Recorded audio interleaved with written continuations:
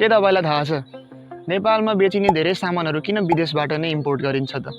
तपाईँले अहिले प्रयोग गरिराख्नु भएको स्मार्टफोन पनि विदेशबाट नै ल्याइएको थियो होला, किनभने नेपालमा त्यस्ता सामानहरू उत्पादन गर्न सक्ने प्रविधि, जनशक्ति र उद्योग छैन।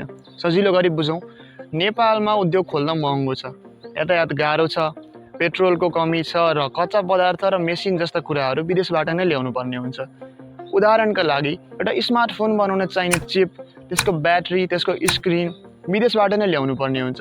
त्यसैले त्यो झन्झट गरिराख्नुभन्दा एकैचोटि रेडिमेड फोन नै इम्पोर्ट गरिन्छ। तर इम्पोर्ट गर्नु नराम्रो मात्रै होइन, इम्पोर्ट गर्नाले नै हामीले प्रविधिहरू जस्तै स्मार्टफोन, मेडिसिन अथवा पेट्रोलहरूको एक्सेस पाउँछौँ। तर जब देशमा इम्पोर्टभन्दा बढी एक्सपोर्ट हुन जान्छ, तब देशको पैसा बिस्तारै कम हुँदै जान्छ र एउटा समयमा गएर ठप्प हुन जान्छ। यस्तै कम्प्लेक्स कुराहरू सजिलै गरी बुझ्नका लागि फलो गर्नुहोस् मिनेट म्याट्रिक्स।